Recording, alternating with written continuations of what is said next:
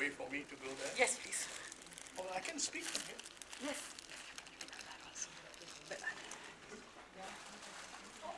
Thank you.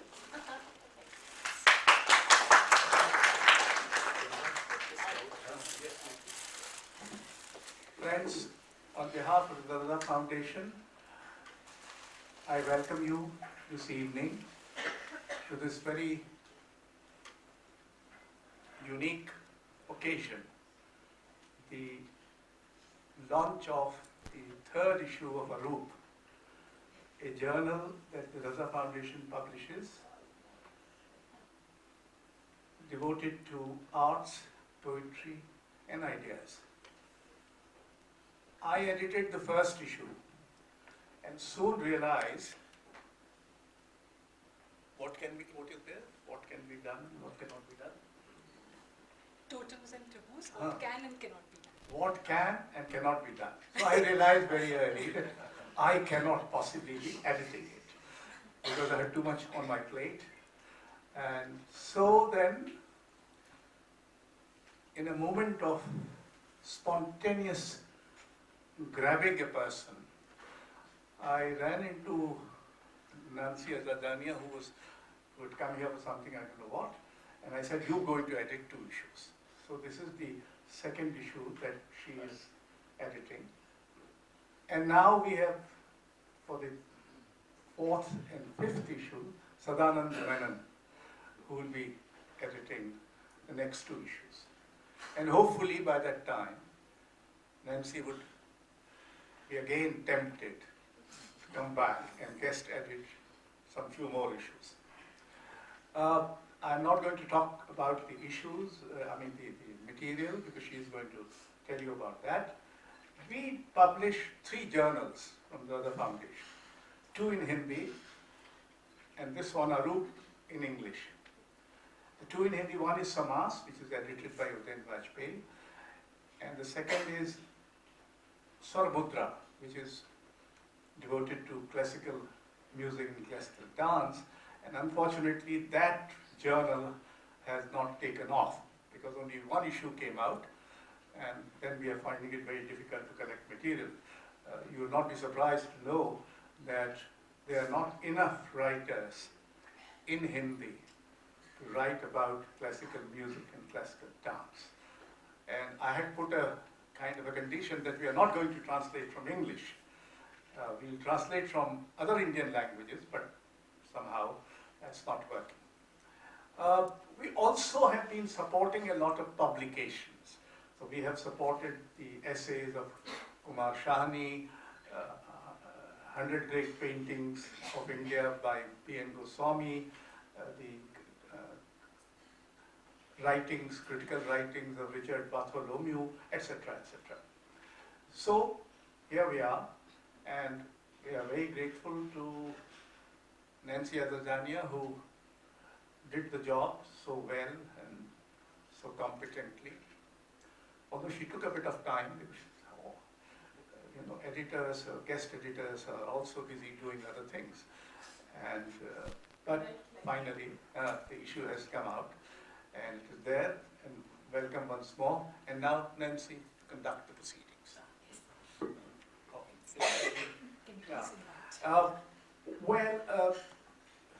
We requested our old friend and an important painter,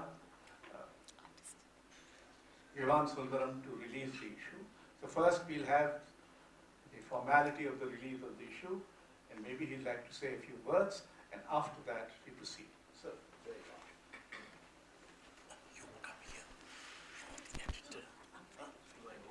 Get some light on the podium. Light come to her, huh? No, that's because of the screen की वजह से उन्होंने Very strong.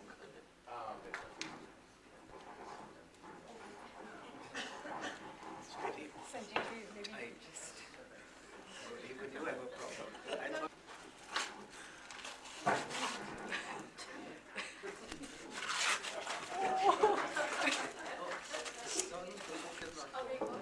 No,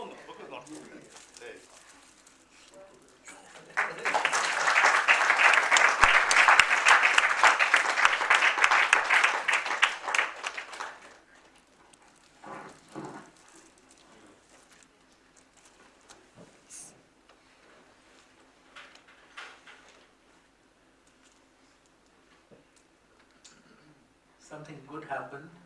I had written a short little note and I can't find it. So I think that maybe my presentation will continue to be short. I thank Ashok for asking me to be chief guest. Normally I like to refuse, but you can't refuse Ashok. And also Nancy, who must have also been party to this making me be in the chair. I'd like to say that in recent times, Nancy has written 2 texts which I mentioned, and I think that it has some reflection on what she has produced in these books. The first was a text she wrote for the catalogue called Bad Drawings for Dost, based on Bhupin Kakar, very personal work which is about eroticism and a kind of minimalism in it. The second, very recently, she covered my 50-year retrospective with an extraordinary articulation of the relationship here of both abstraction and politics, and very pleased that Frontline published it in an 18-page spread. So it actually went out to people who normally don't see works of art. Nancy, for me, is a kind of, well, I should say, a kind of fellow traveler. In fact, she introduces the work of the retrospective, quoting Godard, that there can be a beginning, an end, and a middle, but not necessarily in the same sequence. And so that this non-linear narrative is something that informs my work. And if I can be personal, in '68, I was very much under the spell of Godard and his both his politics and his aesthetics, the famous jump cut. So the jump cut actually is a form of a collage, a montage, but it's very much updated in the cinema of Godard of '68. And that dynamic, that presence between moving very swiftly from the personal to the political to eccentric introductions of all kinds of material, I have worked at different registers to be, I should say, connected or influenced by that Godardian perspective. In Nancy's work also, as you know, comes from cinema, and you can see that these affinities are there. Both the books, the first is called something that only art can make, and that art can do. And I think that the word art, and it's italicized as only, is in one sense, the title suggests a kind of closure, or that it's only art can do. But as you open up the book, there is a lot of art, a range of work which in today's art practice crosses across very many disciplines. But all through is interpolated other references to other disciplines. And it becomes a very, very rich intertextuality between image and text. In one sense, it's a beautiful picture book. It opens out a wide range of practice, but Nancy continuously inserts these other texts or the voices that have been written. And I think that that's a really important part, because it steers clear from a certain purity of just conceptual art, where the image becomes minor. And I think that in this book, Totems and Taboos, she has expanded that frame and included a much greater range of ideas, of disciplines, of positions, which is quite exceptional. And it's amazing. I mean, I counted there are 20 entries in both books. And I think, and because I was in the first one, delaying it and giving the work, and she persevered, and I'm sure many others, she listed that so many others haven't. So I think that it's an exceptional perseverance on her part, and I think that it's not a problem that it comes out late. Finally, what comes out is really of quality. And I think that Nancy has this insistence, this perseverance, that it's got to be good, it's got to work. And that passion really comes through. Now, I just want to make a slight comment. When you see the book, if it's in the bookshelf, it will be like a journal, a rather boring journal with an unusual title, and there'll only be the date and the name of the publisher. When you come to the cover also, there is no name of an author. Now, she is inside mentioned as a guest author, and guest editor. And why her name is not here, it is between Nancy and Ashok, that why they removed her name. Because on the other hand, the book is so passionately an authored journal, because it's supposed to be a journal. And I think that's quite unique, Ashok, that you have given a person that freedom, that possibility to explore so many things across so many disciplines with a great freedom.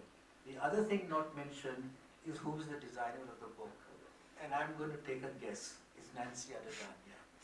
And if there is, pardon me, but you have not mentioned the person here.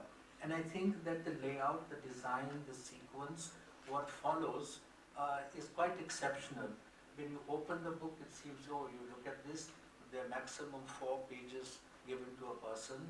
And it's an easy look, it's an easy read.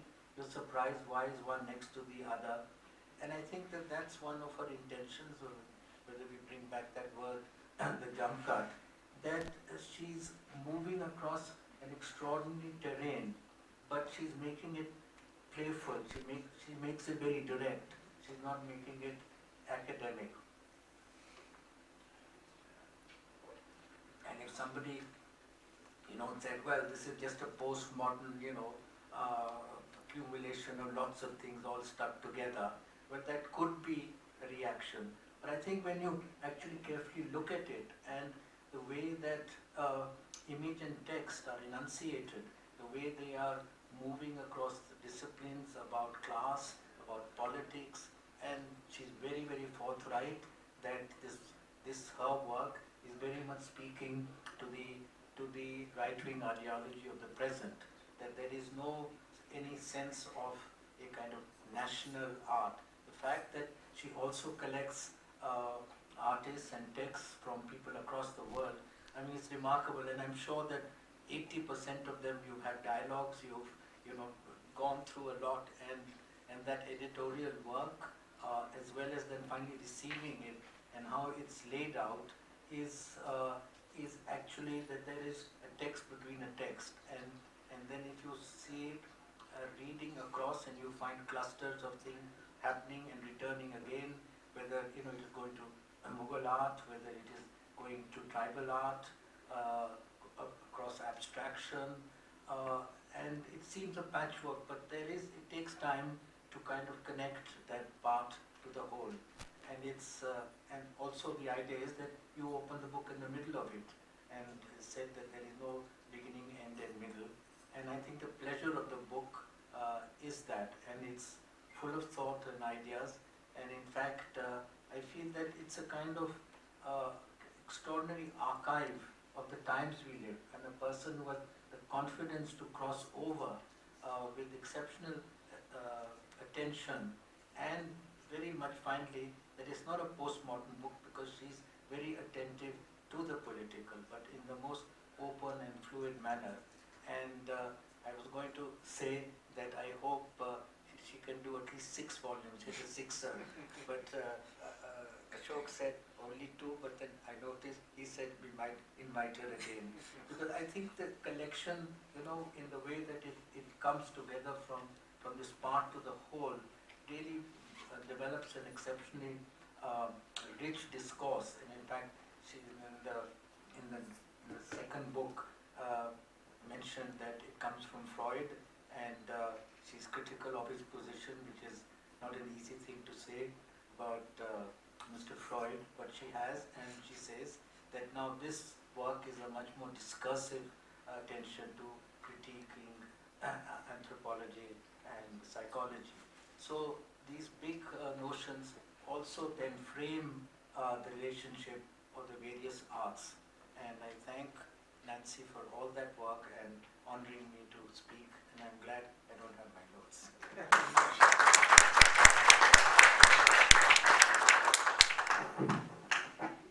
Maybe I'll just... Thank you, Vivan. I'm so deeply moved in these 20 years of writing and editing. I've never had anybody discuss my work, my writerly strategies, or my imagination, my writerly imagination as well. So I'm sorry, but I could almost cry because since people don't review, the work of writers on art. They only plagiarize it, they help themselves to our ideas over the years. There has been no acknowledgement at all, and I often feel that everything that I've done, people help themselves to it, but without acknowledging it, without ever citing it. And what you have done for me is something quite remarkable. Thank you. Yeah, sorry. So, but before I respond to what Vivan has said, I want to thank Ashokji. Yes, it was a spontaneous decision, but we must remember that Ashokji is a poet, first and foremost. He has done a lot in terms of creating a cultural infrastructure for contemporary Indian art, but also for literature, for music, for theatre, the work that he's done at Bharat Bhavan, pioneering work, also what he's done at the Lalit Kala Academy, and of course what he now continues to do at the Raza Foundation. And yes, he gave me complete editorial freedom because he's a poet and he understands that you should not be interfering in the work of another writer's perspective or worldview. And so thank you so much, Ashokji. And Vivan, thank you so much for releasing this book and for your very kind words. And I instinctively knew that you would relate to both the politics of the book as well as the artisanal aspect, the artisanal labor that's invested in the making of the book. And that's why we invited you, because we know that you are an active reader of both images and of text. And that's a rare quality for an artist. I mean, of course, artists actively read images and make images, but to be able to read images and text, and you are, in that sense, one of our foremost artist intellectuals, and we have very few of them. So thank you for that. And of course, Vivan is an artist whom I've always admired and respected. I thoroughly enjoyed writing the essay, Bad Drawings for Those, and of course also reviewing your splendid retrospective at the KNMA. And I also must say this, that actually Vivan, it was Vivan's work that I saw in the late 80s, early 90s, when I was a student of political science at Elphinstone College. I would just cross the road from Elphinstone College and go to the Jahangir Art Gallery, and along with a bus conductor standing by my side, or an architect, a lawyer, a student, people from the hinterland who were bussed in to look at the Prince of Wales Museum and the Jahangir Art Gallery. So with all these people, the denizens of Kalagoda area milling around, I was looking at the works of Vivan and Nalini. And these were artists who first introduced me to the political in art. And these were artists who, for the first time, were dealing with questions of interactive art, how to create immersive environments, how to democratize the art world. This was also in the run-up to the 1992 Bombay riots. Vivan is an ideal reader of both the lexicons, some things that only art can do, a lexicon of affective knowledge, and totems and taboos, what can and cannot be done. And perhaps one of the reasons for that, the fact that you are an ideal reader is because both of us, Vivan and I, are preoccupied with, as he said, the cinematic imagination. He, in London, when he deliberately chose to take a film course, a film studies course, along with a visual arts course, and I, my formal training was in filmmaking at the FTII Pune. And and you actually, in both these lexicons, some of which already Vivan has beautifully articulated, you find that the mise en scène transforms into the mise en page. And you find the associative montage being ruptured, as he said, by the jump cut. And you find the concrete aside, you find the concrete next to the ephemeral, and you find the languages of maximalism in parallel with the languages of minimalism. So, I have a lot to say about the book, and I will be talking a little bit about it. But before that, I think the best conversations are those which actually proceed by interruptions. So I'm going to interrupt myself, and I'm going to invite my dear friend and brilliant vocalist, Vidya Shah. Vidya Shah, like Vivan, has contributed to some things that only art can do. And I asked her whether she'd like to be part of this program and sing a little bit for us. As you know, she's a prolific a performer, and she very gamely agreed. And I must say that about all my contributors. I mean, there are only a fraction of them who are present here. Ranbir Kaleka, Ananya, Ram Rahman, Rosalind, Dr. Jain, Vishwajyoti Ghosh, and all the others who are there in the book. They all just gamely agreed to be part of this little adventure, and my deepest gratitude to all of you for that. And also, of course, firstly, for contributing to the book. And Vidya wrote a very interesting entry for some things that only art can do, a lexicon of affective knowledge. So while I was talking about about the lack of affect in contemporary art, in contemporary, I was talking in the context of visual arts.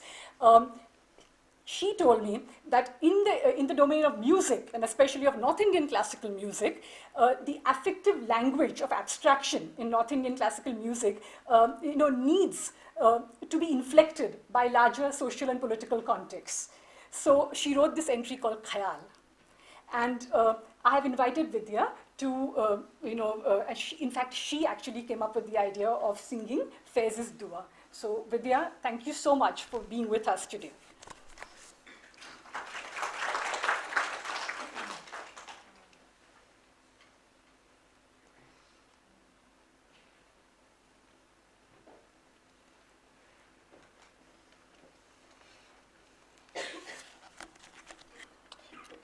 Thank you very much, Nancy, for inviting me this evening to actually recite Faiz Saab's Dua. There aren't too many spaces which will invite me to sing Faiz Saab's Dua, I think, so I'm quite happy to be doing it this evening, and therefore grateful to the Raza Foundation, which actually has made such a wonderful space for music. So as a musician, I do want to express my gratitude for a few years ago, Nancy had asked me what I'd like to sing, and I sent her a few possibilities, and I think she quite immediately picked the Dua, and she said that's the one that we should do. It's just a coincidence, Nancy. A few years ago, when at the Hammer Museum in LA, they were showing Zarina Hashmi's retrospective, and it was part of a larger event called Strangers in a Strange Land, Arts, Aesthetics and Displacement. So at that event as well, I had of course put together an entire evening of poetry, but there was a request that I sing the Dua there as well. So I think there's a beautiful resonance that I come back with it to Totems and Taboos. Yeah.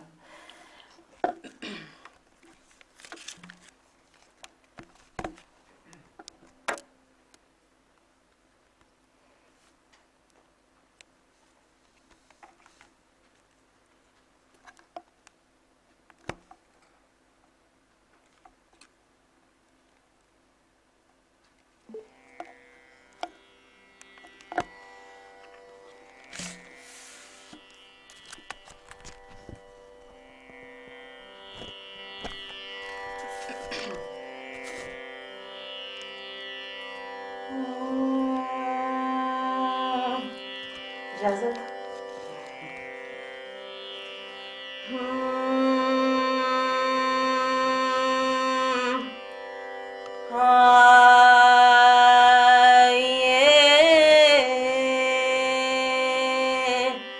हाथ उठाए हम भी, आइए हाथ उठाए हम भी, हम जिन्हें रस्म दुआ याद नहीं, हम जिन्हें सोज़े मोहब्बत के सिवा कोई बुत कोई खुदा याद नहीं, आइए हाथ उठाए हम भी,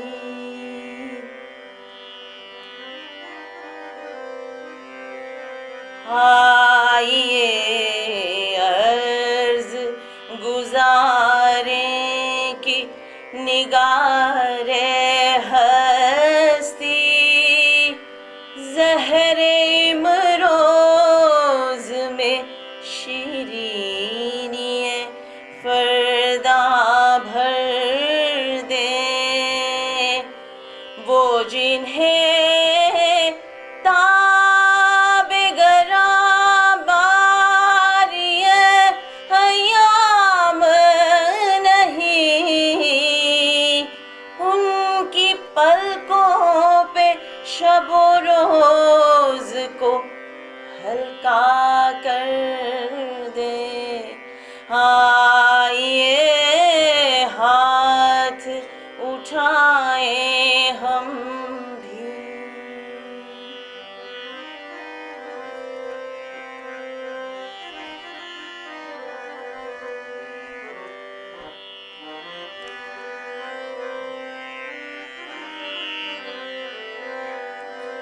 हाँ, जिनकी आँखों को रुखे सुबह का यारा भी नहीं, उनकी रातों में कोई शम्मा मुनव्वर कर दे, जिनके कदमों को किसी रह का सहारा भी नहीं, उनकी नजरों पे कोई राह उजागर कर दे, आइए हाथ उठाए हम भी।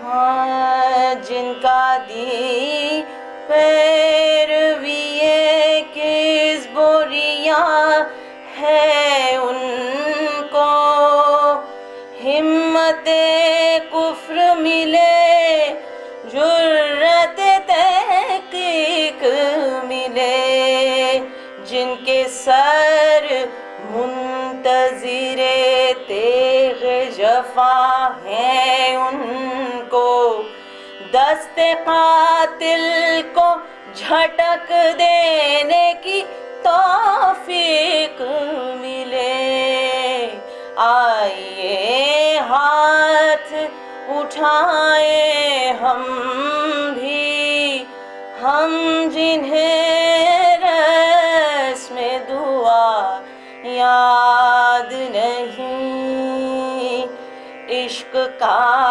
सिर निहा जान तपा है जिससे, आज इकरार करें और तपिश मिट जाए, हर्फ हक दिल में खटकता है जो कांटे की तरह, हर्फ हक दिल में खटकता है जो कांटे की तरह। आज इजहार करें और ख्वाहिश मिट जाए, आइए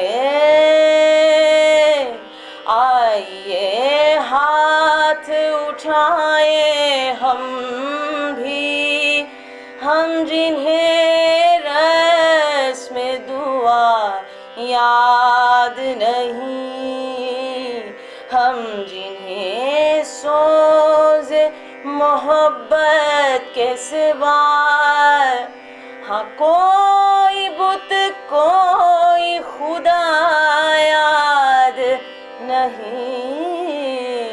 आइए हाथ उठाए हम भी।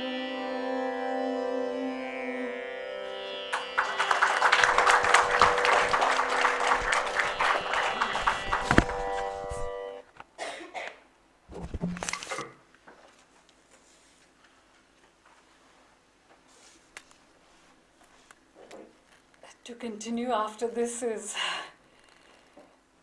I just want to thank Ashik. Yes. Very kind.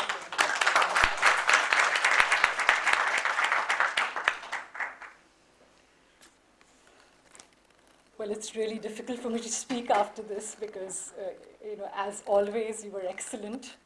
And who knows the language of Afik better than Vidyasha?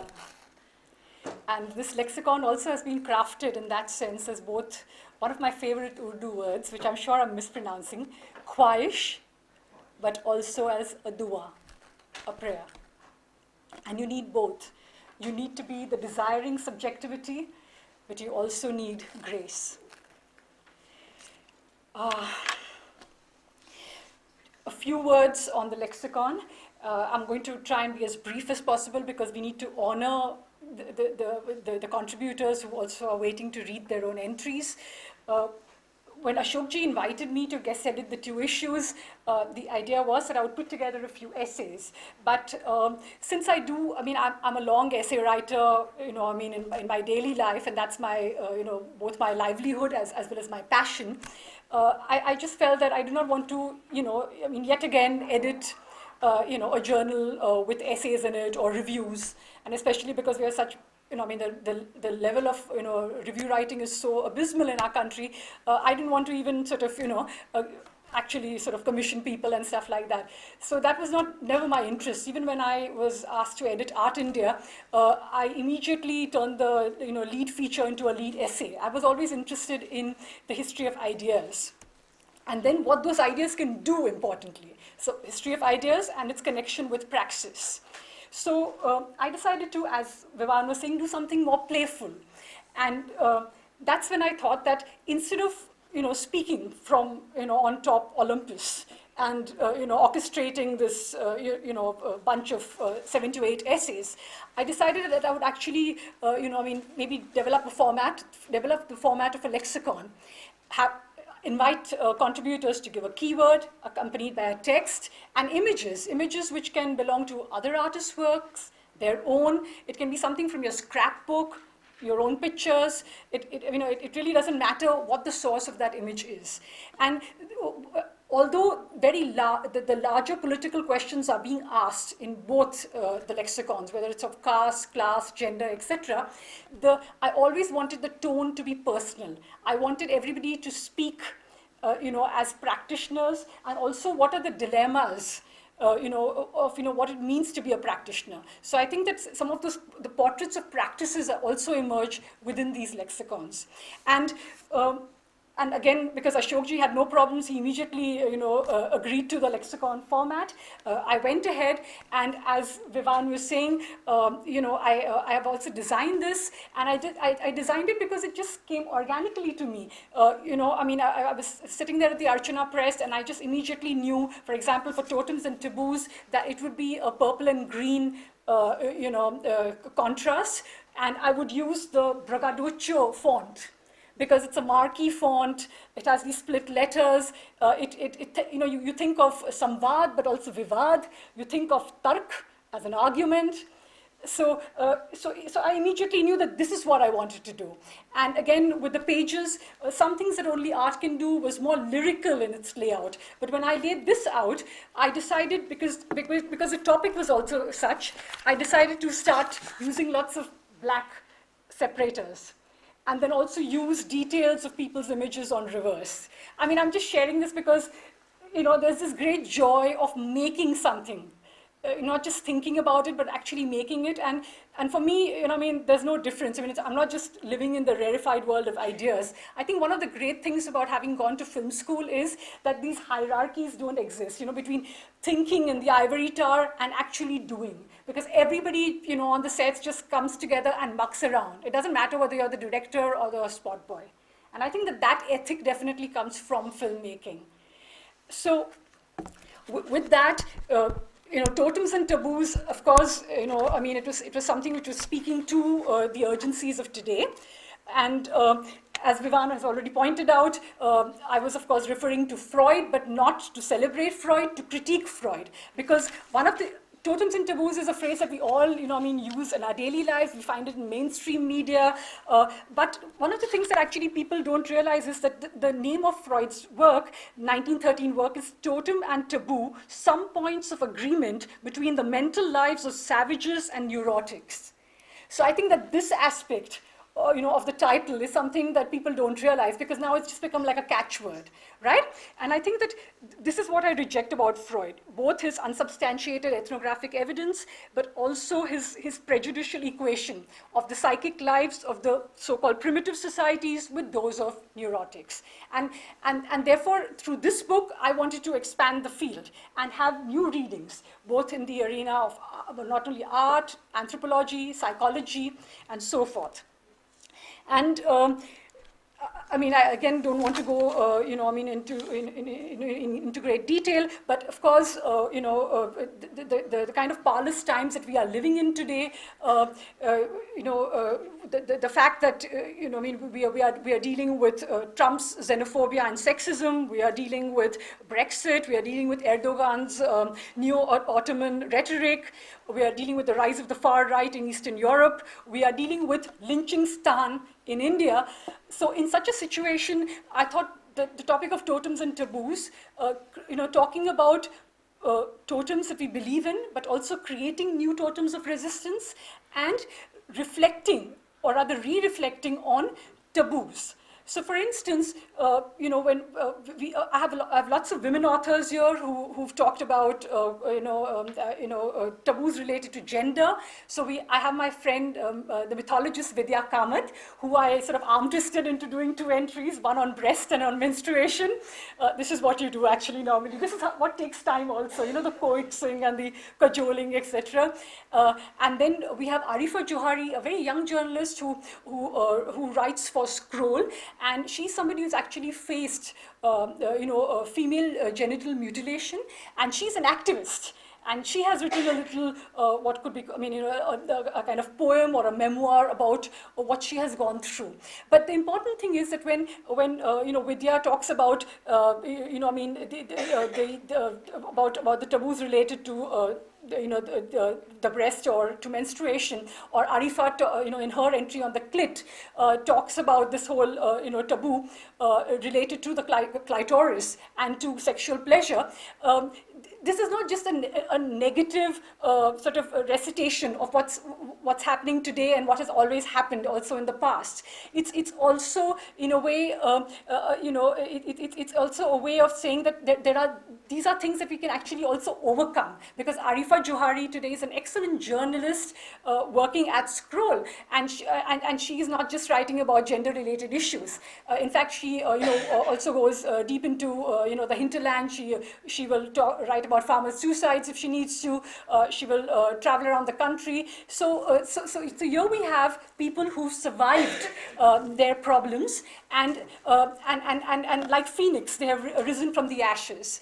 We have Rosalind, for instance, who again doesn't want to deal with the negative aspects of gender-related taboos. She says "makazai zai," and you'll know exactly what she means by that when she reads her entry.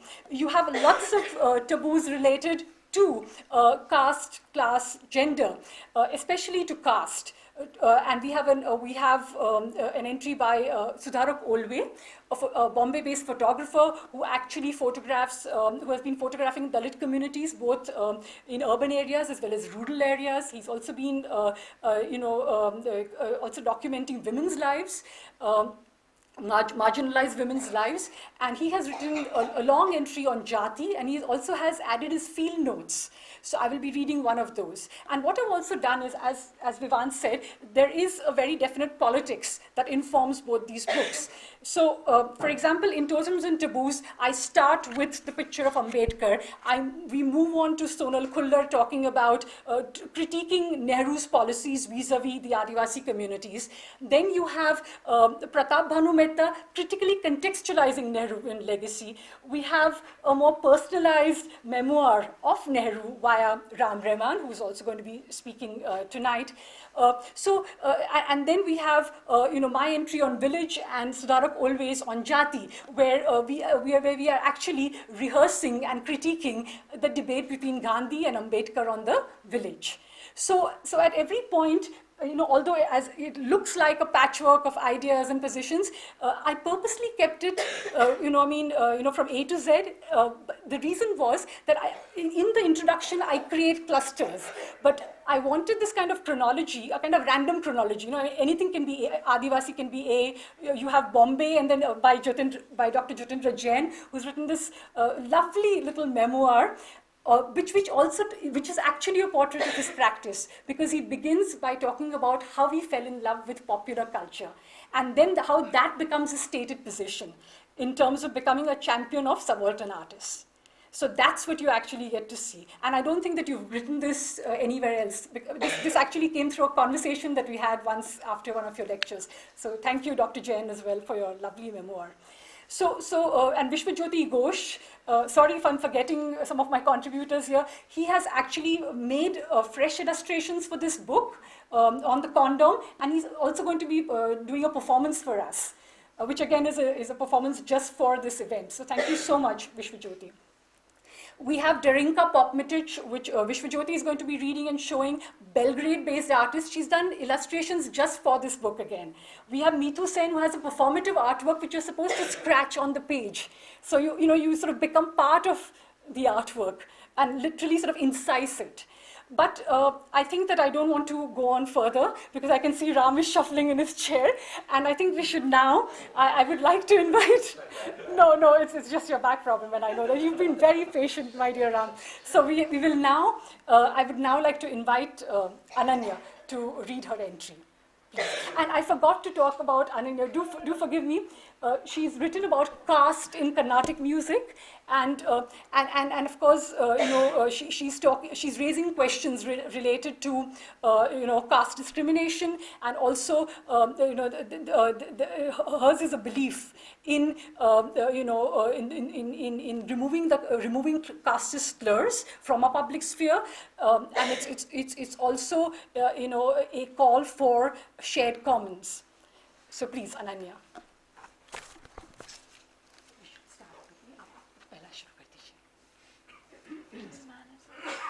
So much, Nancy, for the first time, and Ashokji for the third or fourth time, I think, for inviting me into a community of artists and savages and neurotics. I think I don't quite belong in this category of people, but this is where I feel happiest. So I'll just read my entry in this volume. The word is Porambok, noun Tamil. What separates Elliott's Beach from Elayaman Koval Beach? The Bay of Bengal heaves its salty waters onto a stretch of rough sand in South Chennai. There are no demarcations in the sea, on the shore, or in the sky that shelters both. Nature's cartography recognizes no social difference and no private property. But for us humans, this beach is totem and that is taboo. Here genteel folk stroll, there fisher folk toil. Here red balloons and roasted corn, there turquoise nets and yellow catamarans. Here Besan Nagar Brahmins, there Urur Olcott Kuppam's fishing community. A goddess of borders and boundaries, Elayaman, sits on the roof of the fishing village temple or kovil. She doesn't look out to the water, she gazes inwards to the land. She watches over the people of the twin villages, Urur Kuppam and Olcott Kuppam. She looks amphibian, muscular, painted dark blue like a creature of the deep. A strange deity whose job it is to guard the corner where totem turns into taboo. An edgy character, she is as familiar to the villagers as she is surprising to those who wander over from the bourgeois neighborhood next door. Could it be that the womb that birthed Carnatic music is not the Garbhagriha of the Hindu temple, but the rolling, roiling sea? Wouldn't that account better for its plunging depths, its dancing waves, its profound darkness, its limitless light, for the tangy timbre of the voice lacquered with the pearl finish of virtuosity? Salt-flecked, foaming, heaving phrases, that irresistible undertow, you swim only to sink, you flail only to sail, sun and moon rise and set, gulls take wing, the gods are only words, words are only sounds, all languages are clear, all meaning is comprehensible. This is a music not so much divine as marine. The totems of faith and worship erupt into the taboos of desire and despair. Every sensation that electrifies the body is wild, impure, untamed. The intricate grammar, the incredible patterning of the music is only a veil drawn over the tidal forces that rage in the breast of the Sahridaya. Don't be fooled by the poetic prayers offered up to the stone idols. Crack open your chest and pour out your being, throw it away, a seashell flung into the turmoil, lose yourself. The songs of the fisher folk are about nets and oars, secrets and stories, fish and fowl, the drowned and the saved. Salty songs, lacking in artifice, barefoot on hot sand, bare-bodied in cold water. Their beach is the taboo Porambok, waste or worthless, and the totem Porambok, shared commons. I've learned so much from my friends Krishna and Niti.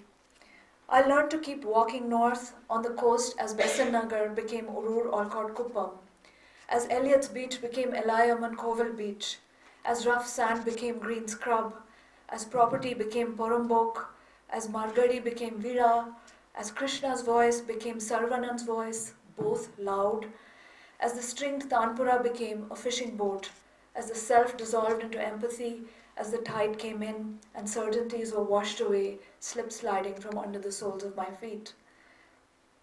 Let the great deep take me, I say. There's no totem in the ocean and no taboo.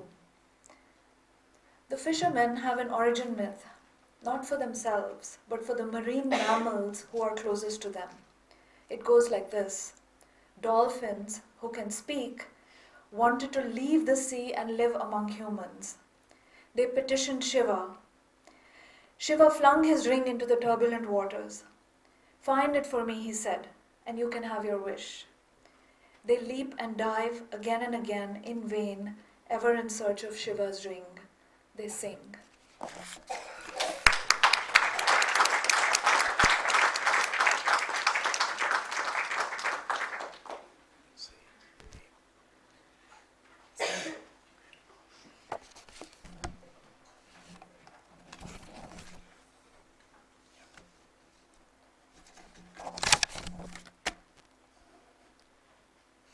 Thanks, Ashokji, and thanks, Nancy, for letting me bring out something that I had done in 1960s and was always hiding but because I happened to meet Nancy sometime back in Bombay, and Bombay is the city where I grew up, and till when I left it, I still miss Bombay despite my 30 years of stay in Delhi. And whenever I'm in Bombay, I become very nostalgic. So when Nancy and I were talking, we happened to be sitting together at a dinner in Bombay, and I slipped into reminiscing about an incident of my college days in that city. Nancy asked me to write a piece based on that for Totems and Taboos. I will read out a slightly abridged version of this evening. This pertains to the late 1960s. I grew up in Bombay. My earliest memory of the city goes back to a chawl near Anantwadi Kabutar Khana, where we had a room. I was the ground floor housed a cloth printer's workshop. I was 4 years old then. I relished my father had just migrated to Bombay from Indore, where I was born. I relished a strong smell of the chemical dyes. These were the last couple of years of British. Some light, Please. Okay. I relished a strong smell of the chemical dyes. These were the last couple of years of British rule. The bales of grey fabric that came to this workshop from the mills of Manchester had bright multichrome labels pasted on them with images of Hindu deities. The printers, as they opened the bales, Hindu deities or not, removed the labels and threw them in a rusty iron bucket in the corner where all the laborers were spitting pan on those images. I got hold of a couple of labels from the bucket and displayed the collection on the sill of the only window of our room in the chawl where we lived. This was my first encounter with Bombay's kitsch, which continues to endlessly fascinate me till date. I joined St. Xavier's College at Dovitalau to pursue studies in ancient Indian culture and cultural anthropology, while attending evening classes in fine arts at the nearby Sir J.J. School of Arts.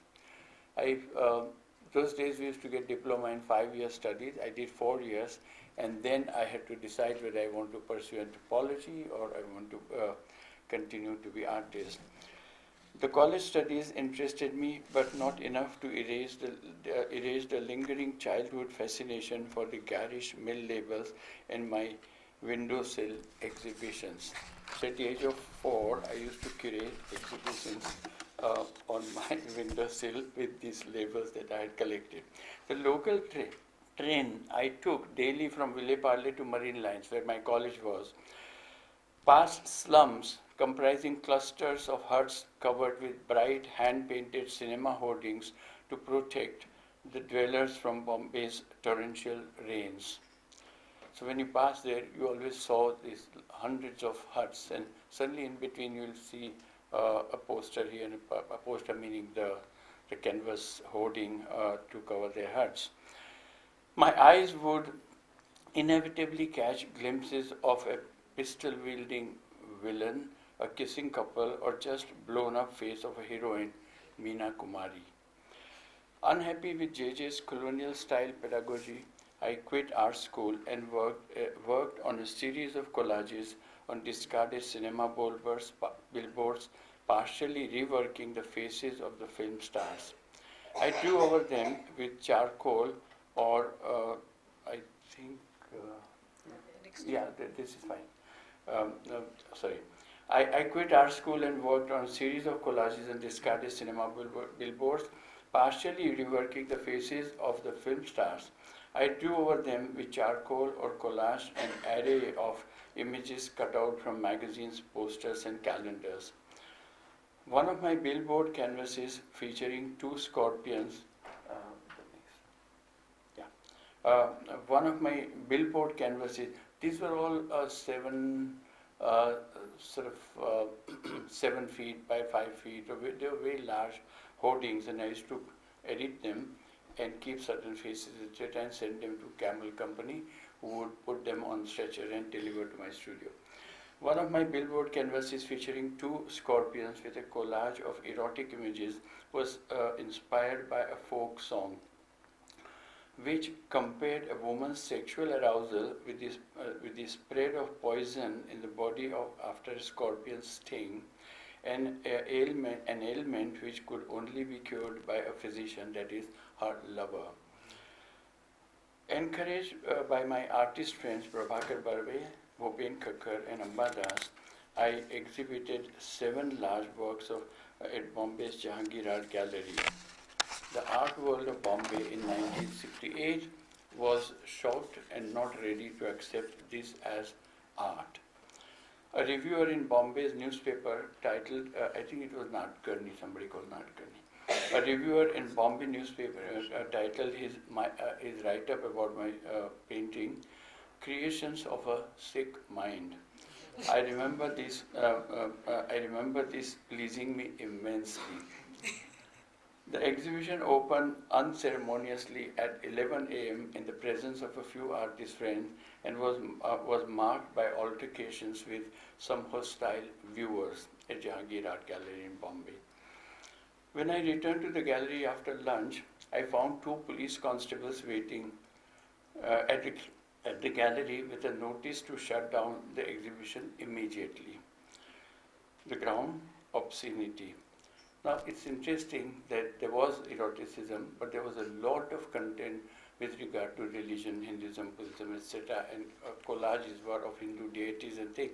But that wasn't the issue. It's very interesting that this issue wasn't raised. The issue was eroticism, meaning obscenity for them, but it was a very different time. This religious comments on religion, etc., was not the issue that time. There was a lot of freedom in that sense. The ground, obscenity. I complied, but not knowing what else to do. Sought out Keku Gandhi of the Kemol Gallery on the first floor of the Jahangir Art Gallery. He not only offered to help, but telephoned Soli Batliwala of the Bhulabhai Memorial Desai Trust, and they both went to the police commissioner. The exhibition reopened the next day.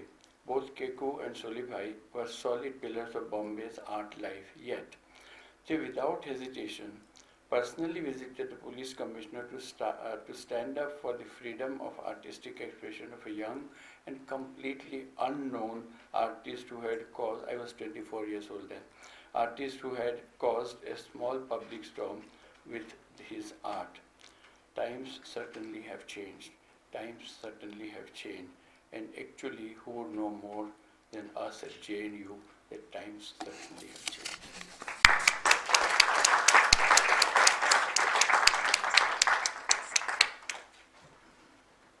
Thank you.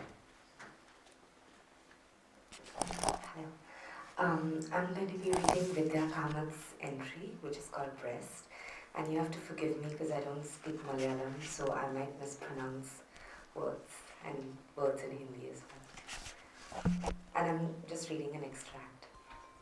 Breast. Noun. A female body part that invokes both fear and fetish. Fear.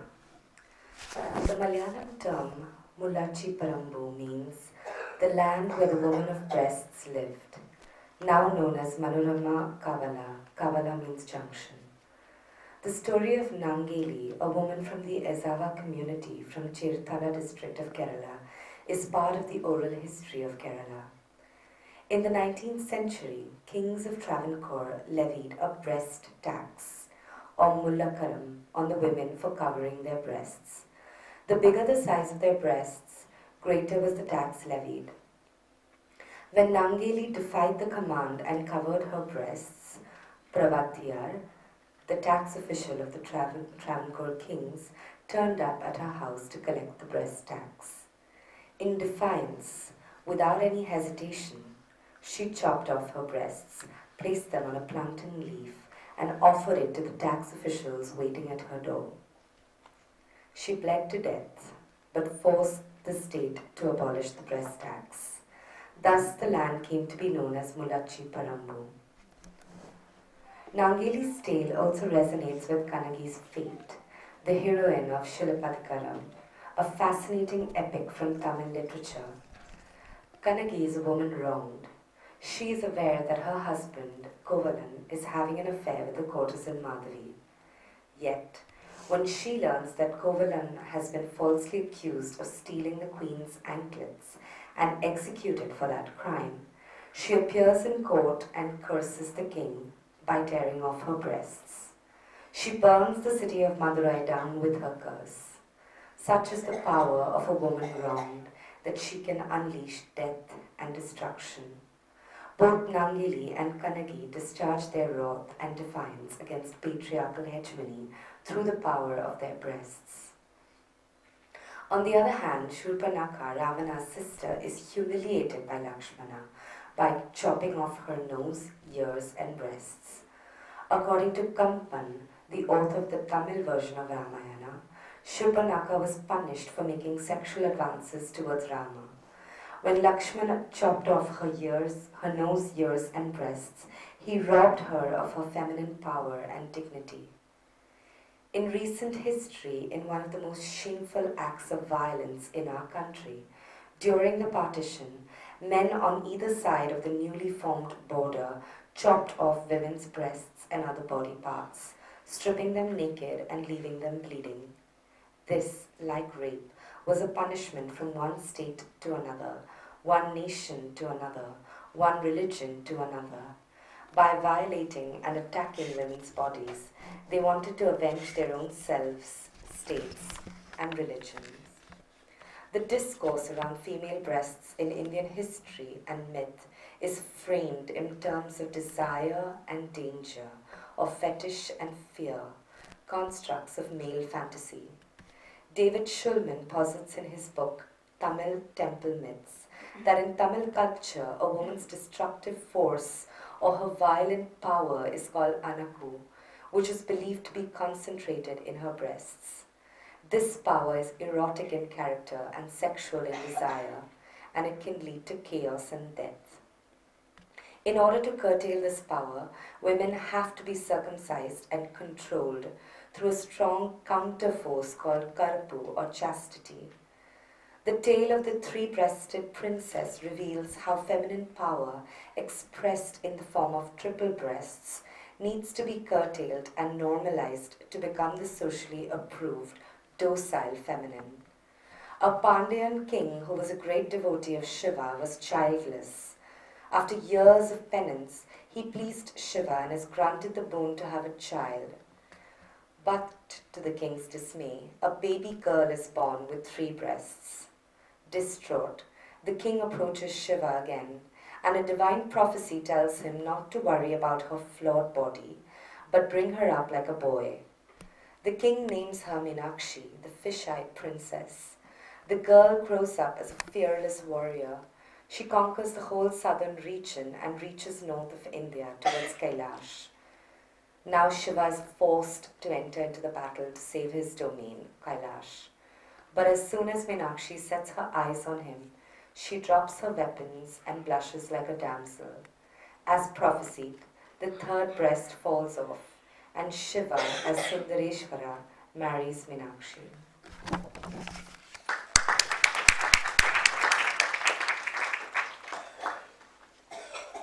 Thank you, Rosalie. I'll now be reading Jati by Sudharak Olve. Jati, caste, noun, Hindi. It's a long text, so I'm just going to read the last 2 paragraphs, and then I'm going to be reading something very pertinent. I'm going to be reading one of Olve's field notes.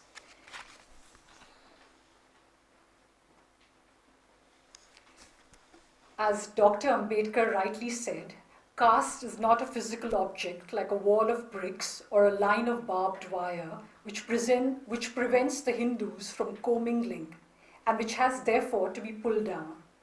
Caste is a notion. It is a state of mind. Close quote. We can define caste as a rigid system that has brought shame to much of the country and its history, but we can never forget its existence. We can define, though, what can and cannot be done. There has to be a day when a newborn is only considered human and nothing else. Humanity will not forgive us if this system still prevails in the next half century. And now the field note.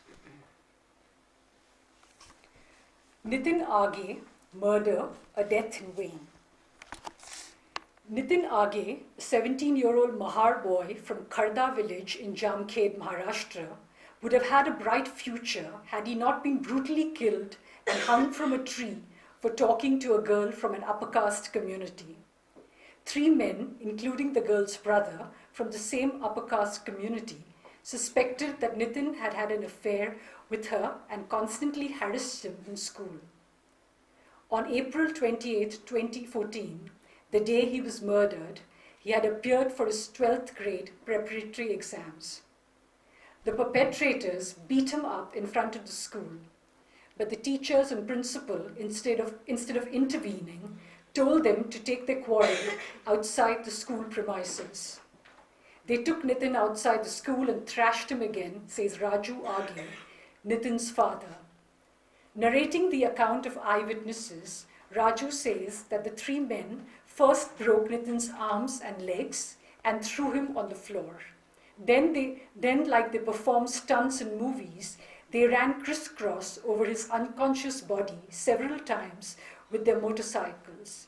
They then dragged his body inside a brick kiln where they burnt his body parts and hung his body under a small lime tree to make it look like Nitin had committed suicide. He was killed the way people would kill a mad dog on the loose, says Raju. 2 days before the incident, Nitin had confided in his mother that the same girl asked him to marry her and that he wanted to concentrate only on his career. His mother had warned him to stay away from them. However, 2 days later, he became the victim of such a heinous murder. The perpetrators are now scot-free as the cops failed to arrest them despite repeated court warrants. The cops claim that the perpetrators are absconding, but one of them passes by Aghe's house even today, claims Raju. Thank you.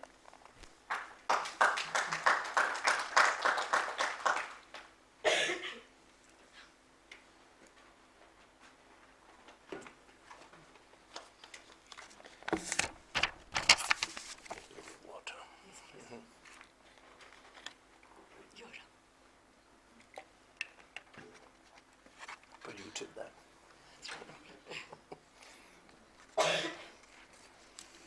I'm going to read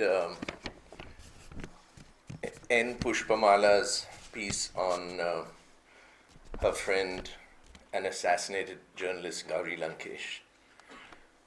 Gauri was a neighbor of Pushpa's in the colony where Pushpa had built her home and her studio, and it was through Pushpa that many of us had actually got to know Gauri as her neighbor. The Kannada literary and journalistic world is extremely patriarchal and dominated by male chauvinists. Gauri Lankesh was a rare being who was cosmopolitan, well-traveled, and very contemporary, while being deeply rooted in the regional. She must have been one of the few women who owned and ran her own political paper with a fearless voice, not only in the state but internationally. I would put her in a long and rarely recognized tradition of activist women, journal owners and writers from the early nationalist period in India, like Nanjangud Tirumalamba and Beligere Janakamma from Karnataka. Incidentally, Tirumalamba's writing was publicly dismissed by Masti Venkatesha Iyengar in an essay in the 1960s, resulting in her disappearance from the Kannada literary scene in humiliation. But Gauri was made of sterner stuff. One of our journalists wondered patronizingly why, as a woman, she did not stick to culture instead of getting into politics. He seems to have been unaware that cultural figures from M.F. Hussain to the award Wapsi writers have been the butt of attack of our Hindutva forces. In fact, Gauri had started off at the Times of India by covering the culture beat. She had several paintings in her house, gifted by artists from those days. I had given her a photograph from my Phantom Lady series, which showed me jumping from a building in a masked Zorro costume.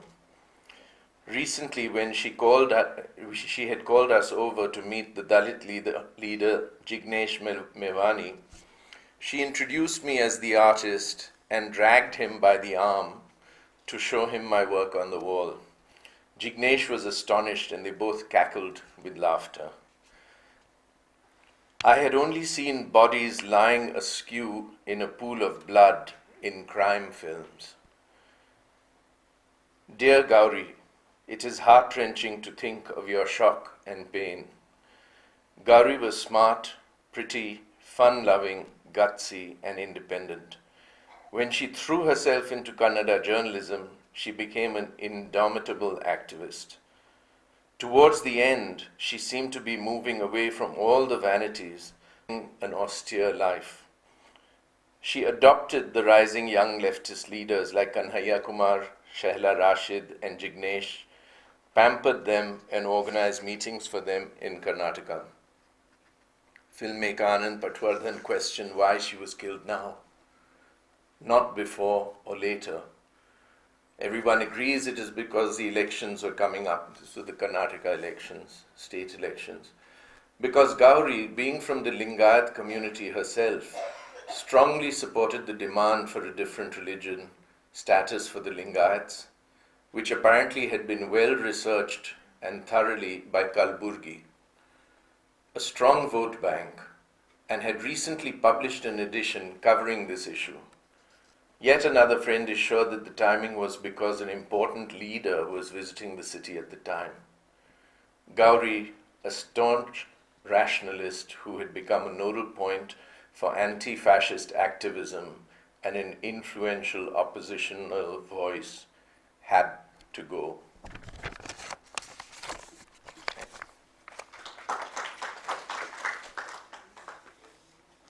Thank you, Ram. I just have to take a moment before I read my entry.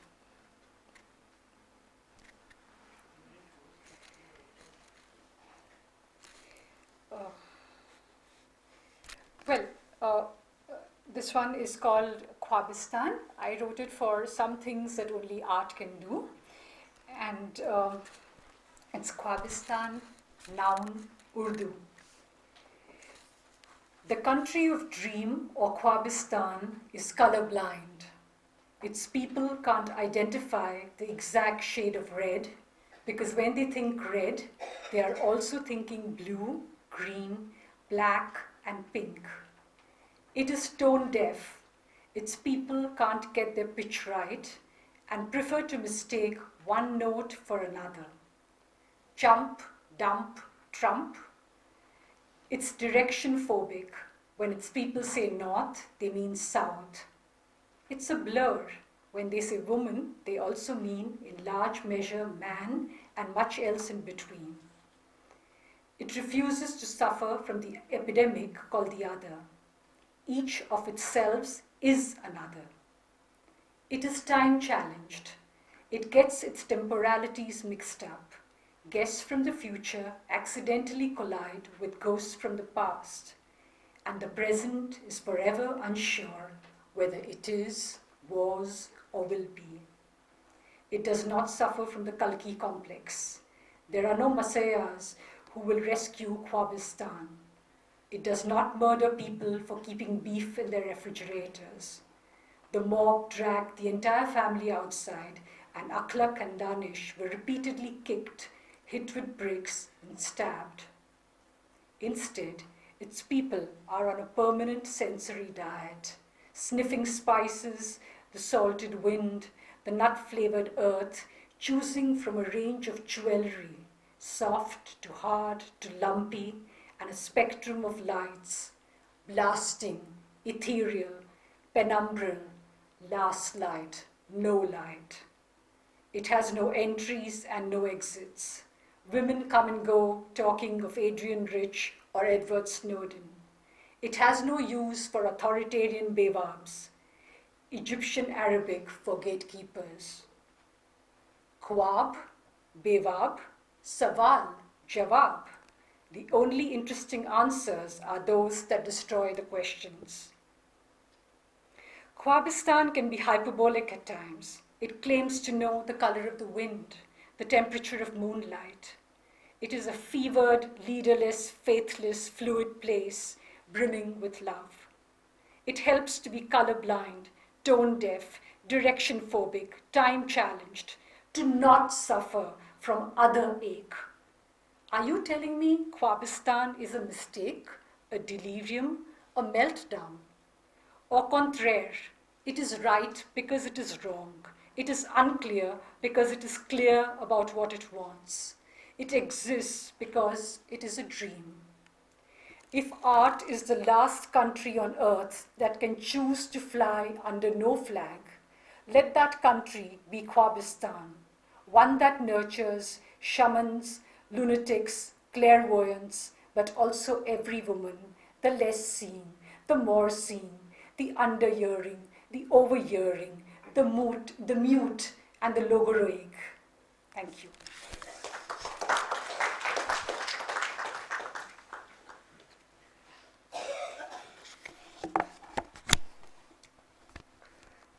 Zai, verb, Konkani. And so it came to pass that the word came to me unfiltered, baggageless, dangling transparently within the pretext of a song, registering in my childhood brain as a trisyllabic sentence. There was a subject and a predicate, and I cared not for what followed. The word came twice, the repetition punctuating its relevance. Makazai Zai. Instead of allowing the lyrics of the song to grow on me, I learned only to state that one sentence, allowing it to assume the status of a demand. Even now, because I am still not accustomed to my ancestral tongue, I know not whether Zai translates to need or want or desire. I believe it signifies a region of longing hinged on the urgency of all three, and also a soft desperation, something almost like saudade, another word that eventually entered my conscious vocabulary as an inheritor of a Goan Portuguese history of origin and being. And so perhaps it came to pass that I was unafraid of wanting, needing, desiring everything I could imaginably possess or come to have, and all the subsequent corollaries that were outside my reach, that lived beyond the confines of my limited vocabulary. The only transformation has been in wanting, needing, desiring better than before. Every day I practice the art of replenishing that which is consciously and unconsciously steeped within the enormity of my Zai, that which the world has historically denied me as a post-colonial subject, as a gendered entity. My Zai is uniquely mine. My constantly unfolding, eternally altering narrative of selfhood is still being born of it, is still being nursed by it, and remains unencumbered even by the knowledge of my mortality.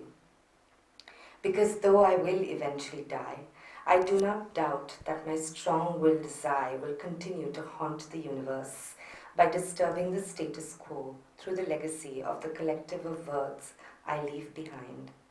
For I know I was born to rest, not in peace, but in power. Thank you.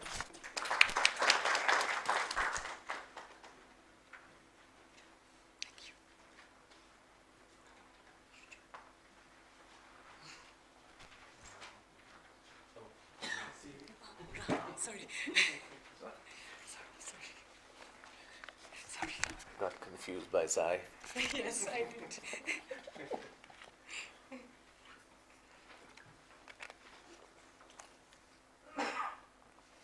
The image is up. Nehruvian, adjective, modern, progressive, liberal, used to describe the legacy of independent India's first Prime Minister, which has been denigrated in recent times. Nehru was more than an icon for my parents. Their careers began with independence, and they were the embodiment of the Nehruvian generation.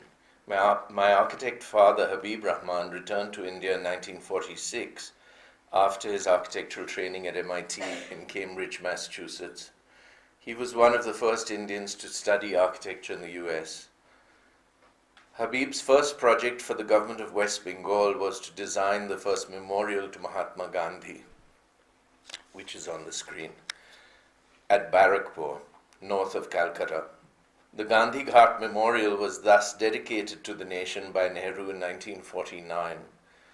Nehru loved the modernist yet symbolically syncretic Ghat and asked to meet Rahman at the site. He persuaded him to move to Delhi and join the central government service so as to design the large number of projects needed by the new government and the new nation. The Rabindra Bhavan and the Lalit Kala Academy's galleries in New Delhi were finished and opened in 1961 as a memorial to Tagore on his centenary. Nehru didn't favor the initial design and likened it to an office building. He actively coerced Rahman to develop an expressionist vocabulary which was modernist, yet evoked traditional building traditions.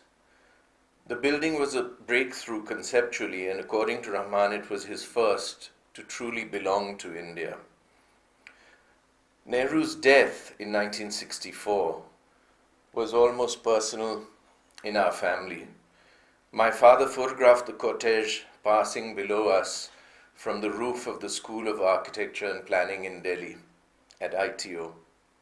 In the background were two of Rahman's buildings then under construction, the Indraprastha Bhavan and the headquarters of the World Health Organization, which is about to be torn down in the next month now. This photograph symbolized in a way the end of the Nehruvian era of the new nation, of which those buildings were sentinels.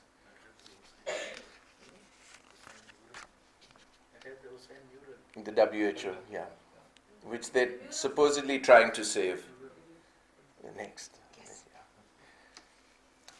These are just a couple images of pictures, photographs that I've been making, looking at, in a sense, a kind of performance or a collaging of public space, of which we have a very rich tradition in India. This is Capitol Studios in Connaught Place in Delhi, 1986. Congress Rally in Delhi, 1995. That's in the 1990s near Patel Chowk.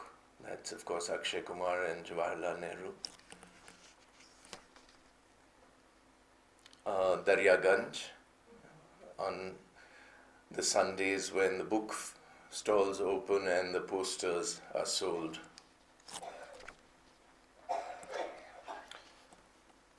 This was Tista Se Talwar and Romila Thapar at Sehmat's exhibition Hum Sab Ayodhya, which is behind them.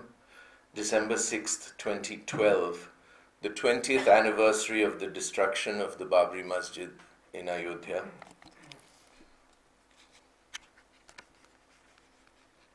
A Nehru bust which I found in the old Gold Market building, which is at that time a ruin, which is being rehabbed just now.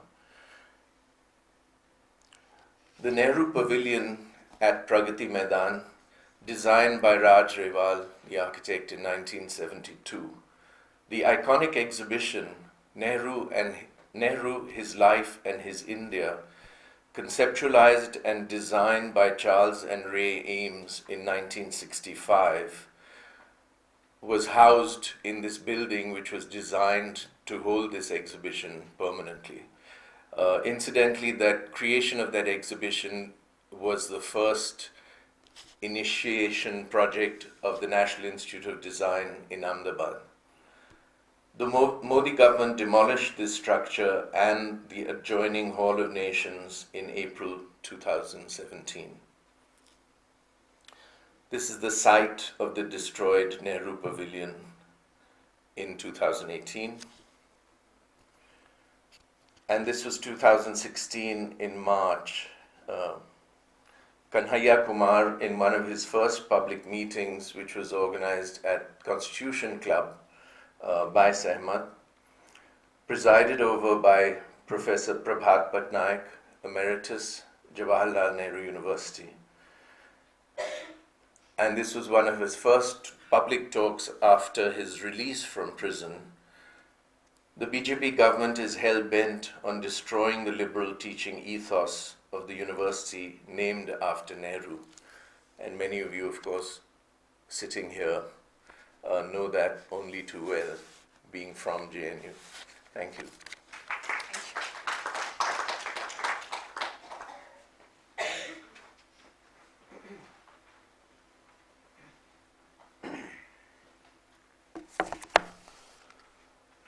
So from Nehru to another totem, Lenin. This work we're going to show you is an illustration of the poem by Yugoslav poet Goran Babic.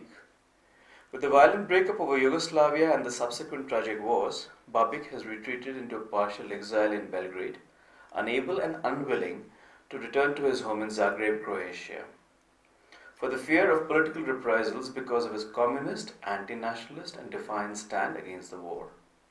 The poem titled In My Sleep While I Dream probably is easy to decipher because it is a narrative sequence concerning a man and a bust of Lenin. A man caressing a bust of Lenin in his sleep, which in the first glance could be almost passed off as a comedic piece for nostalgia, but it is not. Unlike the movie Goodbye Lenin, the author of the poem is aware that he lives in a changed world where people don't love what I love, and that Lenin, as an emancipatory figure, has been detached from the base, loose in the world. And he doesn't know how to repair it. The only thing remaining is a certain poetic gesture, a hidden communism, which he can still practice, at least in his sleep. In my sleep while I dream. In my sleep while I dream every night, I caress Lenin, touching his black metal head on the grey marble base. Some don't love what I love, so I have hid him from the human eye to the bottom bookshelf beside my bed. At first he tumbled down a lot, since bust is detached from its base, and I can't fix anything that is loose. But it didn't bother him, he's used to be torn down. Maybe, bored as he's just, angry at the hand that pokes him in his sleep. Thank you. This poem has been illustrated by the Belgrade-based artist Darinka Pogmetic. And now I'd like to invite Ranbir. Ranbir, I just want to say I'm really so sorry I forgot to mention you. I share a deep relationship of affection with Ranbir. We correspond often, and I'm really, really sorry that I forgot to mention you. Oh, that's okay. Yes. I thought you did. I did. Okay. Thank Yes. you. Yes. When Nancy asked me to write something for the book, I was working on a video, and the video had many streams of thoughts running through it. So I thought I will spin a story out of one of those thoughts. So here it is, a brief one, called Bound. Must be his sweat, as he doesn't remember crying. The man's right cheek felt the wetness of the earth. Close to his nose, a beetle fell off a blade of grass. It quickly righted itself and scurried out of sight. His brawny body was held almost motionless, close and tight by the earth on which he lay. His flesh seemed caught on hooks. He could move his fingers, and the joints allowed a slight leeway, even as the flesh pulled and stretched. The most free were his eyes. His body twitched. He took respite from the struggle to move his limbs. He rolled his eyes up. 70 meters away lay the forest, still and silent. The sun was noon high. This unearthly hour is when they like to frolic. Deeper in, a lone, tall tree in the windless forest shook and swayed. His ancestor spirits played some righteous game amongst its branches. The ancestor's waking hour. The branches swung and leapt, caught in a rogue, jesting tornado. The forest and the land were his inheritance of blood and sorrow. The receding forest no longer held the children's laughter or the dusk songs of returning hunters. Hope, a delirious vision of the earth's promise. The flame is invoked and the tortoise stands up on its hind legs and lets out a stream of expletives. When the tortoise spins, a shower of gold and silver is promised, and the secret of the hidden pot of sharfis is whispered. The earth he had nurtured won't let go of his body, and his body resisted the most honest heave to tear away from her. The earth tasted his sweat, and the earth's odors were his own. He is held tight to her bosom. His body too unwilling to loosen the embrace? Is his body too unwilling to loosen the embrace? Another dawn. Now the hum of the bulldozers was in the periphery. A twig brushed against his forehead and nose, frightening off a honeybee before it circles to settle on the twig sap again. Urine trickles down from his pajamas and runs into the sand on the ground in small rivulets. His quivering fingers reach the mouth of his pocket and take a folded piece of official-looking paper, but it drops by his side and is blown away. The dusk air brought a soft wail to him, or did he hear it from the earth below his body? The rumble of bulldozers draws nearer.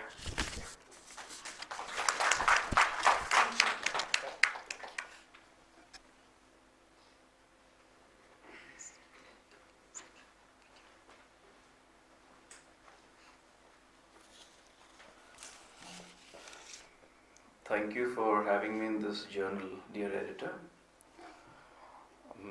Great opportunity to be among old friends, most of them totems of my growing up years. Thank you. And I did a few drawings for this particular journal about something that I've been working with, a word I cannot say in public. So I will read out something which is related to the drawings, but not particularly there in this journal. The C word. घर पहुंच के जैसे ही mister Arora ने अपने corporate tie खोला, सबसे पहले उनको एक गहरी सांस आई और उनको एहसास हुआ कि गले का उनका फंदा थोड़ा सा हल्का होने लगा है। थोड़ी दूसरी गहरी सांस ली तो एहसास हुआ कि आज वैसा फ्राइडे है जिसमें उनका कोई फ्राइडे प्लान नहीं है। वेलकम टू मिडिल एज के डिनायल में भी उनको ये टर्म वाजिब नहीं था, क्योंकि कॉर्पोरेट लाइफस्टाइल में ऐसी बातें शोभा नहीं देती।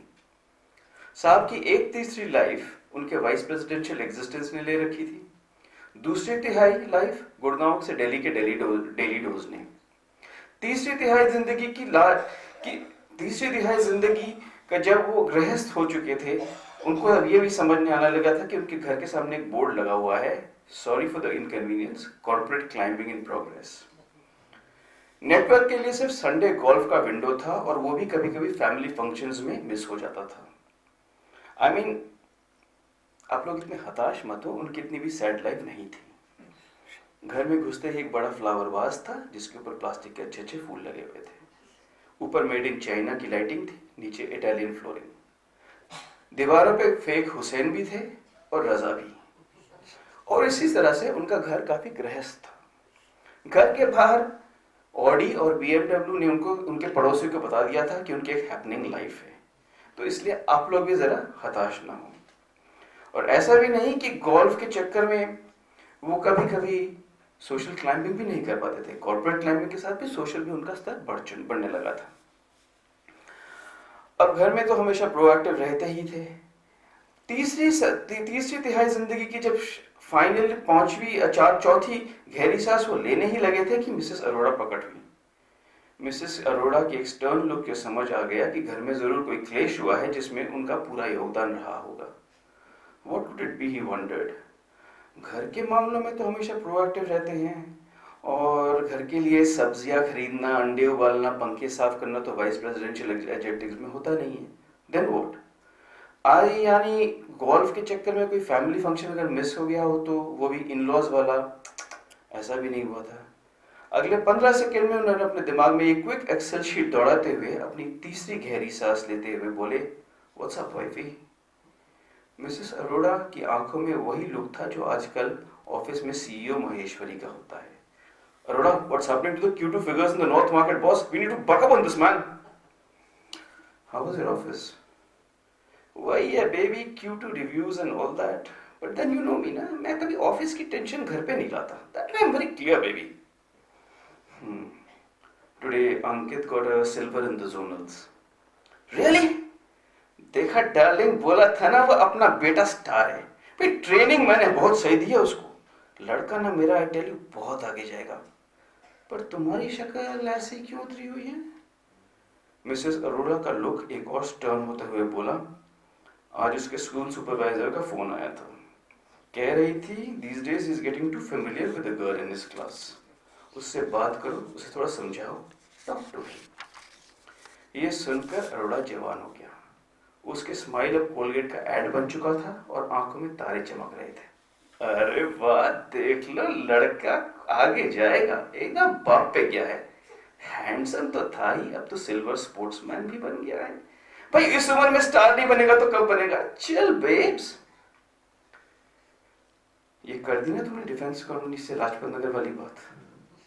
अब तुम लाजपत नगर से डिफेंस कॉलोनी आ गए हो, कंपनी के वाइस प्रेसिडेंट बन गए हो। थोड़ा अपना स्टैंडर्ड ऊपर करो प्लीज। देखिए मिसेस डिफेंस कॉलोनी, मेरे बेटे के हार्मोन्स ने उसके बाप के एड्रेस से नहीं बदलते, ठीक है? और वैसे भी लाजपत नगर और डिफेंस कॉलोनी में सिर्फ एक सड़क का फर्क है, एक मेन रोड का फर्क है, ठीक है ना? रिलैक्स, अभी उसका हीरो बनने का टाइम है। भाई कुछ भी कहो, लड़का अपने बाप पे गया है। यही तो प्रॉब्लम है डियर, कि वो अपने बाप पे गया है। दोपहर को जब वो ट्यूशन पढ़ने गया था तो मैंने उसका बैग चेक किया। उम्मीद थी कि कोई लव लेटर मिलेगा, पर उसके किताबों के बीच में से एक पैकेट निकला। Do get it? एक पैकेट निकला। What? I mean he is only 15। जी हाँ, exactly my point, he is only 15 और उसके स्कूल बैग में से एक पैकेट निकला। यही वही पैकेट है जिसके बारे में बात करना मना है। पेरेंट्स तो छोड़ो, पार्लियामेंट में हेल्थ मिनिस्टर भी इसके बारे में बात नहीं कर सकती है। यूज करना तो छोड़ो, बात करना भी दूर की बात है। कुछ पल पहले जिसमें अरोड़ा का सीना 56 इंच का हो रहा था, अब लाजपत नगर के गुब्बारे की तरह फुस होने लगा और उसकी आंखें ऑडी हेडलाइट की तरह हाई बीम पे जलने लगी। आई मीन क्या कहूँ उससे यार मैं? I don't know यार। these days these boys really start early, huh? how could he? How could he? He's only 15. मैं अभी उससे बात करता हूँ। He must be there in his room. No, he's not. उसका हाफ ईयरली खत्म हुआ है। He has gone out with his friends. And unlike us, he has some Friday night plans. बस यही था कि अरोड़ा का was losing self control. देखा, यही प्रॉब्लम है। तुम्हारे चिल पेरेंट एटीट्यूड ने, न्यू कूल पेरेंट एटीट्यूड ने उसको बिगाड़ रखा है। मेरे हाथ में होता तो I would have brought him very differently. Oh really? Really? And listen, कल सुबह मैं उससे बात करूंगा, बाप टू बेटा। You stay out of it. WhatsApp के जमाने में बड़े आए लव लेटर ढूंढने। जी बिल्कुल, यू टॉक टू हिम। और वैसे भी जब पैकेट में एक मैन्स प्रोडक्ट है तो मैन टू मैन तो बात करनी ही पड़ेगी। अरोड़ा को समझ नहीं आ रहा था कि ऐसे फ्राइडेज भी अब उसकी जिंदगी में आने लगेंगे। क्या स्ट्रेटेजी रहेगी बेटे से बात करने की? Hitting scolding is outdated, stern talk is not even cool. और ये सोचते सोचते उन्होंने अपनी 5वीं गहरी सांस ली और अगले सुबह का इंतजार किया। सुबह हुई और केयरफुली कैजुअल बनते हुए अपने बेटे के कमरे में घुसे। मॉर्निंग सन बोलते हुए अंकित अरोड़ा के बेड पे जाकर बैठ गए। लैपटॉप पे चेक करते हुए मॉर्निंग डैड की आवाज आई तो उनको पता चला कि बेटा इज रिस्पॉन्डिंग। कांग्रेट्स मेरे शेर, सिल्वर जोनल्स ऐसे। अरे डैड, वही तो 2 पॉइंट का चक्कर पड़ा ना, लास्ट के 2 point made all the difference and I lost it whole day. मेरे शॉट में थोड़ा सा सेल्फ कंट्रोल रहता ना। Dad, exactly son, it's all about self control बेटा। पर तुम्हारी उम्र ही ऐसी है। आई अंडरस्टैंड, बट बेटा गिव इट सम टाइम। अपने आप को समझो पहले, गिव योरसेल्फ सम टाइम। कोई जल्दी नहीं है, तू हैंडसम है, स्मार्ट है, तेरे को बहुत मौके मिलेंगे। Chill, give yourself some time. ये मेरा डैड क्या बोल रहा है वाला लुक देकर अंकित अपने बाप को घूरने लगा। I don't get it dad. मतलब कल तेरे मॉम को तेरे स्कूल बैग से एक पैकेट मिला। Get it? Ankit Arora was levied. How could you वाला लुक देकर वो अपनी थर्ड आई से अपने बाप को समझने की कोशिश कर रहा था। उस वक्त उसका इंडिपेंडेंस को छेड़ा गया था, उसके ट्रस्ट को तोड़ा गया था और उसके हार्मोन्स को मरोड़ा गया था। दिल कर रहा था कि लैपटॉप उठा के फेंक दूं और ये घर छोड़ के चला जाऊं, मगर उसको यह भी मालूम था कि अगर वो चिल्लाए तो उसकी इस बात को टीन एंग्स्ट फोल्डर में डाल दिया जाएगा और उसकी सोवरेनिटी इशू को पेरेंट्स डिसमिस कर देंगे। एक मैच्योर लुक देते हुए अंकित अब स्पॉटलाइट के नीचे आया और बोला, डैड, आप मुझे पेप टॉक देने आए थे या मेरा सीबीआई इन्वेस्टिगेशन करने? And regarding that, it was for a project on birth control and I decided to work on contraceptive. Arora साहब भी अपने आप को क्लिंट ईस्टवुड से तो कोई कम समझते नहीं थे, तो उन्होंने भी मुड़ के जवाब दिया, देख बेटा, इस बात को ना यहीं पे रहने दे, क्योंकि तुम जिस स्कूल के स्टूडेंट हो उस स्कूल के हम प्रिंसिपल रह चुके हैं। लाइन पुरानी थी, कॉन्टेक्स्ट नया। अब तो सामने बेटा भी नया नजर आने लगा था। एंड बेटा, if you have to, go out for a date, spend on a good lunch, buy her roses. Don't waste money on these silly things. Dad, thanks, I can do without your. अंकित भी अब अरोड़ा बनता जा रहा था। और वो चाहिए तो मुझसे मांग लिया करे, मैं अपने स्टॉक से दे दूंगा। That was it. Ankit Arora could not hold it anymore. How can you say that? आप डैड हो, डैड रहो, डूड बनने की कोशिश मत करो। Stay like a dad. Exactly. इन मामलों में मैं तेरा डैड हूँ। And good, you playing it safe, बोल के अरोड़ा साहब अपने कमरे से उनके कमरे से अपने कमरे की तरफ चलते बने। दरवाजे की ओर ताकते हुए अंकित अब यही सोचने लगा कि उसके कमरे में उसका पुराना बाप आया था या नया दोस्त निकला। एक बेटे वाली गहरी सांस लेके उसे समझ आ रहा था कि बर्थ कंट्रोल सेल्फ कंट्रोल से ज्यादा growing up is a tough business. Thank you.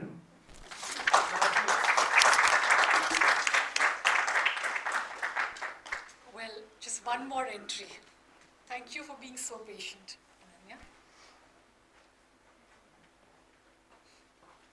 There's also Sonal after me. No, she's not present.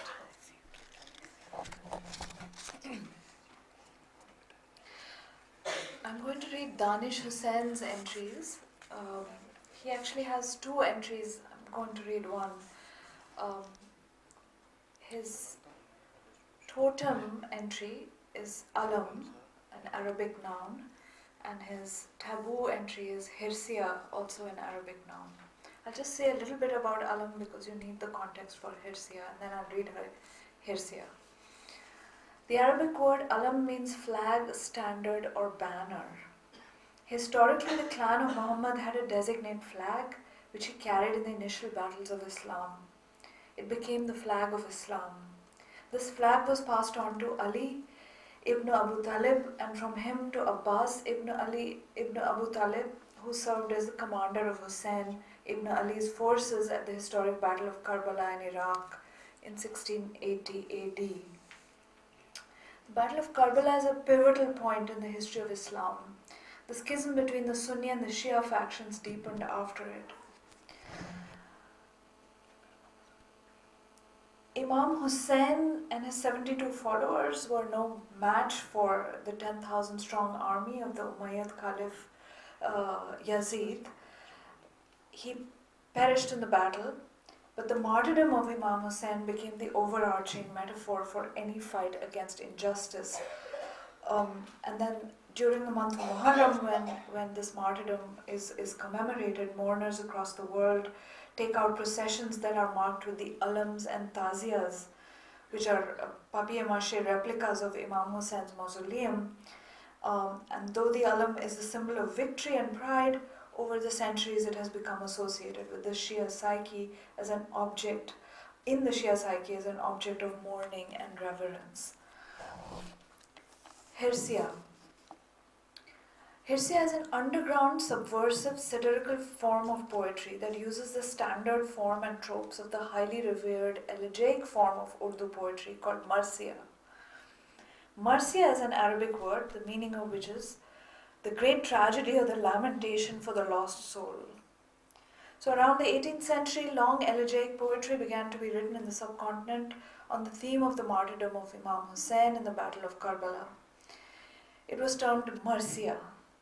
The form reached its pinnacle in 19th century Lucknow with two poets, Mir Babar Ali Anis and Mirza Salamat Ali Dabir. The marsiya goes, the writers and performers of the marsiyas were venerated and were in much demand for their performances during the month of Muharram. Same month when the alam and the taziyas are carried as the totems. A standard marsiya set contains a quatrain followed by a couplet. I'm sorry that Shahid Amin seems to have left. He could have explained better, perhaps illustrated. A quatrain followed by a couplet and describes the events of the Battle of Karbala. This is the marsiya. On an average, any given marsiya may contain 100 to 300 or more sets. Around the early 20th century, Hirsia emerged as a subversive underground form of poetry. Hirsia is a portmanteau word. It combines these two elements, meaning indulging in futile, irrelevant or non-productive talk, something like bakwas perhaps, with the word marsiya. In his book, The History of the Urdu Novel and Its Critique, the noted Urdu scholar and critic Ali Abbas Hussaini mentions a poet named Mushir as one of the pioneers of this Hirsiya form. The poet Tais Zangipuri has also written Hirsiyas using the Birha dialect of the Bhojpuri language. Hirsiyas initially mocked the enemies of the Ahl al-Bayt, that is to say, the members of the Prophet Muhammad's family or certain members of that family whom the Shias did not accept as being fully legitimate. As per Shia belief, some of these enemies also include a number of figures revered in the Sunni Islamic world. Thus, many Hirsiyas were underground. They were an insider Shia joke to begin with. Later on, this form also acquired class tones within Shia communities, and people began using it to mock the more powerful among them. The form of the Hirsiya is such a taboo that even a cursory search on Google will reveal nothing to you.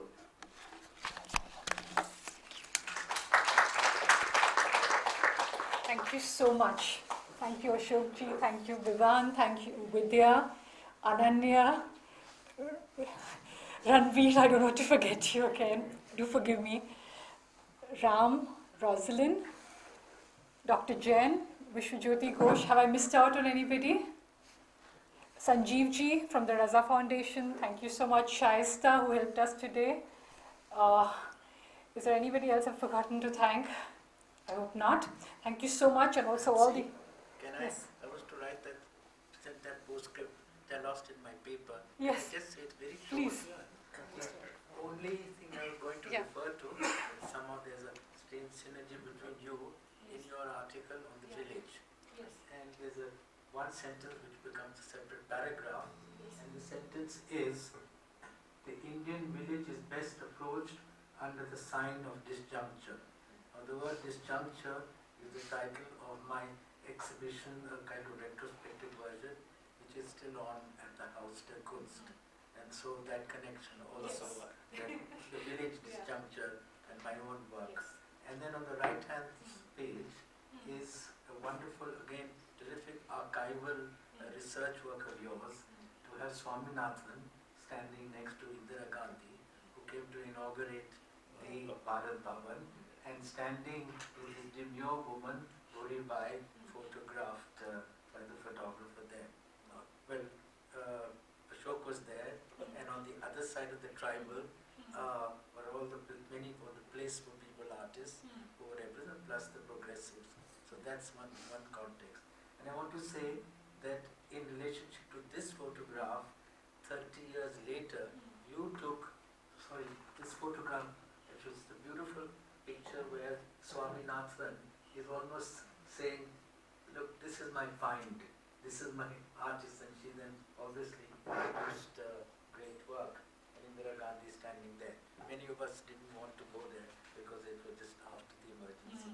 But that's another story. And then I found that your very frontal, very direct image of her as a woman who now is middle class, who's standing there in her own space and not at all romanticized.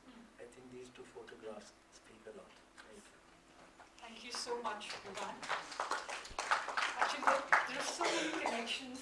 In fact, when I was at Bharat Bhavan, I realized that Swami has collected some of the best Indian artists, whether it's you, Sudhir, Geev, Bhupen, I mean, and the best works of each artist. Can I put a little postscript? Yes, please. You know who he sent to collect the place where people work? He didn't go himself, he sent Akbar Padams. Ah, of course, yeah. In fact, I remember Akbar saying that to me. That's true. He came to all our studios. Because in fact, Akbar was also there with Swaminathan when he was researching in the villages. Before, so was Geeta. That's right. Yeah. Neither Swami nor Akbar liked those artists. That is another irony. Yes. But they were building a collection and they believed in doing it. Okay, one little more postscript. Answer to Jyotinder Jain, who said in 1968, and it's wonderful to know that from your cover, your drawer, you pulled out all these pop kitsch works. As you know, I had a show in Bombay in 1966, and it was also in Delhi. And there was a very provocative painting. I'll briefly just say it was about the Swayamvaram, and the only criticism I got was that it should have been thrown into the Arabian Sea. But in 1992, in collaboration combined, this is post Babri Masjid and the right wing, I discussed with friends that can I show this painting? And they said, many of them were artists, intellectuals, and they said, do not show it because it has to be self-censored. And if you show it, your exhibition will be torn down and you will be whatever. And I accepted that since self-censorship, there are a lot of kitchen pornography and eroticism. So on Sita, I did that bit of sexual vandalism on her, stating it. But I had to show this work. This work was shown in the Kiran Nadar Museum, where I created a la Jairam, like burnt wood form, like a shield, so you cannot see the graffiti that I did behind. So that was a kind of creative term. So the original still is there, but it is shielded by a Jairam Patel work. Thank you.